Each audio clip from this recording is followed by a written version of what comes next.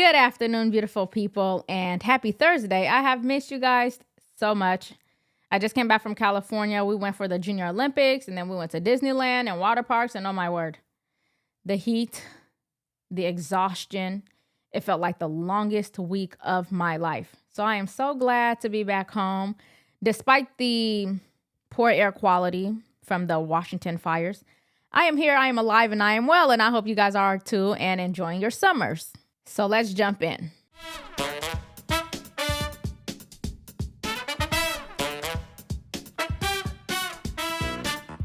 Start with giving you another chance to answer the question that I asked you in the press conference. The council was very critical of this move yesterday, and Deborah Juarez says she has no confidence in you going forward as mayor. How should this council that you work with and the city have confidence in your ability to lead?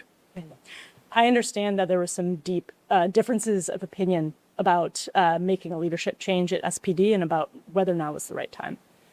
As the mayor, it is ultimately my responsibility to keep the people of this city safe. And sometimes you have to make a decision that not everyone agrees with. So I firmly believe that this was the right decision at the right time. I also respect that many of my colleagues on the council don't agree with that. I believe that moving forward, we are overall aligned on our vision for public safety in this city. So just months into her first year as mayor, Seattle's Katie Wilson is facing what some are calling the first real test of her administration. After campaigning on progressive reforms, better city management, and restoring trust in government, Wilson is now dealing with one of the biggest controversies of her young administration: the abrupt departure of Seattle Police Chief Shon Barnes. The decision has divided city leaders, frustrated community groups, and sparked questions about whether the mayor is losing public confidence much sooner than anyone expected. One political analyst even described this moment as a potential tipping point for the Wilson administration. So what exactly happened? Why was the police chief suddenly out? And could this controversy reshape the political future of Seattle? I think so. I'm going to be a mayor for the whole city, so I'm looking forward to building those relationships with people, with organizations that maybe were skeptical of my campaign, but now's the time to come together and make sure that we're building a city for all of us. As always, please make sure you like, share, and subscribe to support the channel. Okay, so when Katie Wilson defeated former Mayor Bruce Harrell, many progressives celebrated the election as the beginning of a new direction for Seattle. Wilson promised to tackle housing affordability, homelessness, public safety, and city accountability while pursuing progressive reforms. She promised to make the city of Seattle a city for everyone. But governing is often much different than campaigning. This past week, her administration found itself under intense scrutiny following the resignation or removal of Police Chief Shon Barnes. Questions are looming, and Mayor Wilson's answers aren't exactly promising.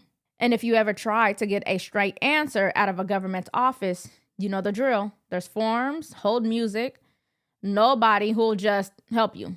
No one who will just give you a straight answer. Medicare can feel exactly like that.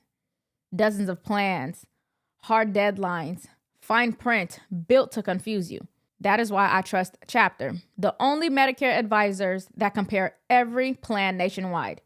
You'll get to speak to real licensed people, not a chatbot, not a call center, but an actual person with real knowledge to walk you through it all. There's zero pressure to sign up, so if you're already in good shape, they'll say so. And if you're not, they'll show you better options. Either way, you have nothing to lose but everything to gain, including a peace of mind, knowing that you are getting the plan that is best suitable for your needs. So for complete Medicare guidance, please call my friends at Chapter at 646-817-8160. That is 646-817-8160, or go to askchapter.org/Nellie. Now back to the story. So the entire controversy came only days after a deadly shooting at Seattle's annual Bite of Seattle festival that left 3 people dead and several others injured. The tragedy shocked the city.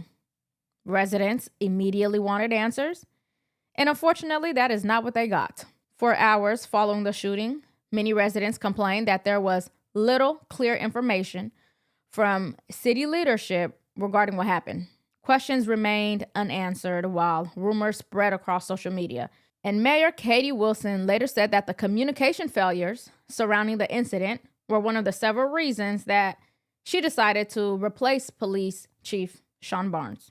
Well, he was out of town, nowhere to be found. Can you clarify what I heard from the council in that you attempted to do this twice before, at the start of your term and just before FIFA? So why do this now? Why not do this earlier if you had issues with the chief? I have not attempted to do this before.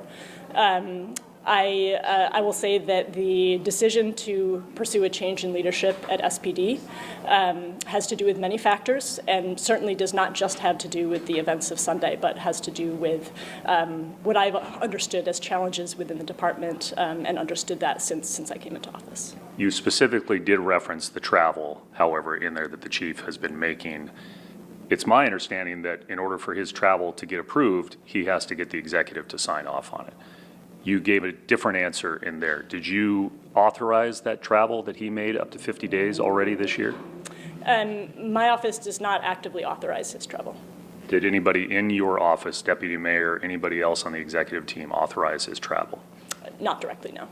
In follow-ups to questions in there, you talked about that you didn't know that there hadn't been an update on Sunday to the public, but you were on multiple Zooms with the governor and Pramila Jayapal and other leaders here in the city. So how did you not know, even though you were in constant communication with the police department, that there had not been an update? I think that's part of the problem here, and the communications gaps that happens on Sunday were partly internal to SPD, and I think one of the things that's very important moving forward is that our leadership at SPD has those relationships throughout the department that are going to be necessary to operationalize our public safety goals, and also in an emergency situation such as happened Sunday, ensures that information is flowing consistently from top to bottom through the organization and from the leadership to my office. Chief Barnes is out, and his supporters are claiming that the decision came out of nowhere. A little background on Chief Shon Barnes. He had been only leading the department for about a year and a half after being appointed by former Mayor Bruce Harrell. But during his tenure, many credited him with improving police recruitment after years of staffing shortages. Some also pointed to reductions in downtown crime and efforts to improve community relations. Several Seattle City Council members publicly criticized the timing of his removal. Business leaders expressed concern. Multiple Black community organizations also defended Barnes, noting that he had become Seattle's second Black police chief and arguing that he deserved more transparency from city leadership. So instead of creating unity, the decision to get rid of him appears to have created another political battle. Now, to be clear, it has been reported that he spends a lot of time in Chicago, where his family lives, and if that is so, that should have been grounds to get rid of him long ago. So, yes, it does look like scapegoating. And so I believe this decision to ask a police chief to resign or to let him go is irresponsible, and it's a tad bit reckless, and it puts us in a very difficult position as a city. Have you been told anything about why the mayor is upset with the chief? I'm not sure that, the police chief reports directly to the mayor, but what I will tell you is that I stand with the community members that came today to voice their concern and over the firing or the resignation, but the support for Chief Barnes. He's been professional, he's been collaborative, he's been extremely helpful in helping us curb the different criminal activity that's been going on. Mayor Wilson has defended herself. She says she had access to information that many critics simply do not have, and she argued that she sees internal department operations in ways that the public cannot. And I am glad that someone pushed back and told her that that explanation did not suffice, and yet she doubled down. She insists that the Bite of Seattle response was only part of the equation. Take a listen.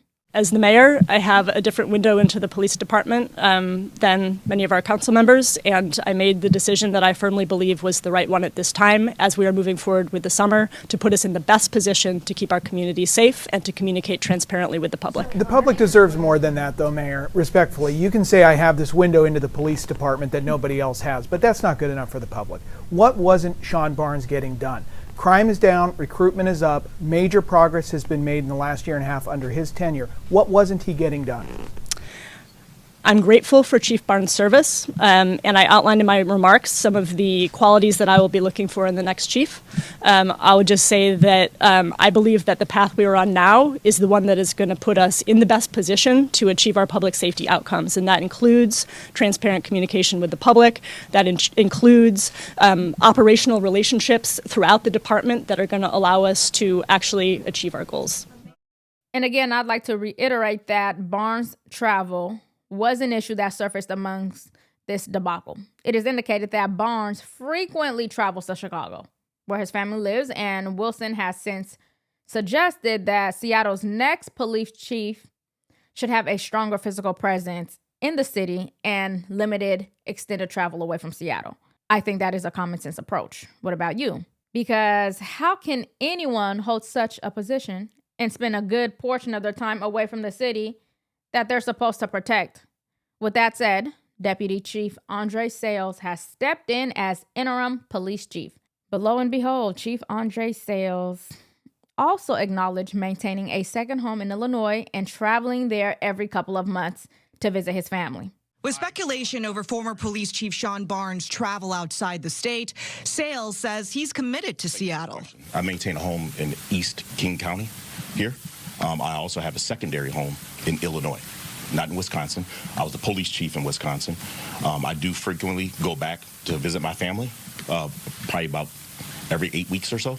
But he says he plans on setting long-term roots here in Washington. Are you putting your name in for the permanent chief position? That's way too early for me to discuss that. It's been a very busy last 5 days. In this article titled "Wilson, New Interim Police Chief Sayles Address Barnes Ouster, SPD's Future," it provides a direct quote from Andre Sayles.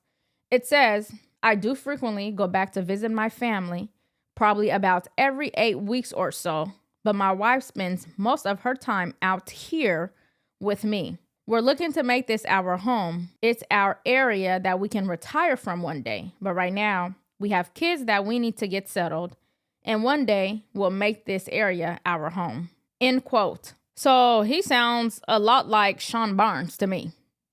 He said, "My wife spends most of her time out here with me," referring to Seattle as a city out here or over there.